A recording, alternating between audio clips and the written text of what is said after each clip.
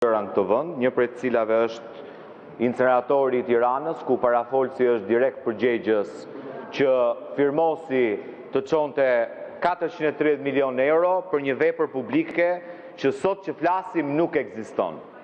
Dhe kjo është një gjë që çdo qytetar i Tiranës dhe Shqipërisë tashmë e ka marrë vesh dhe unë besova që kolegu përpara se të merresh me kush ka firmosur çfarë, do jepte llogari një herë për gjërat që ka firmosur vetë. Së dyti, nuk e ka thënë opozita që zgjedhjet u morën peng nga krimi organizuar.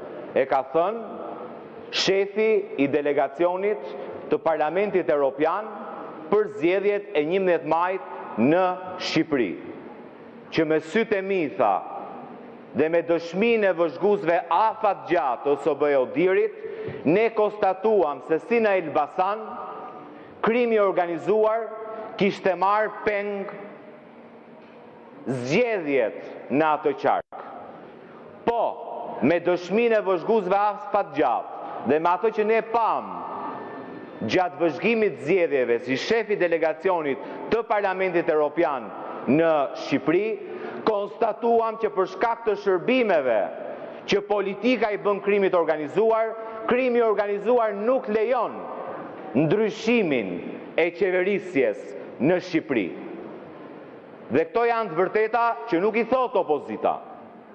Sigurisht ju përpiqeni t'i fshini, por fatmirësisht nuk i fshini dot më, sepse keni lënë gjurmë kudo ku keni shkelur.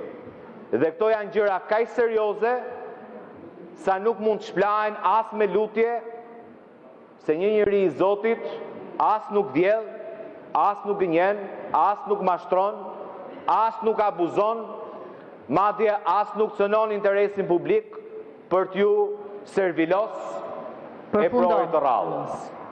Kaq kisha, faleminderit.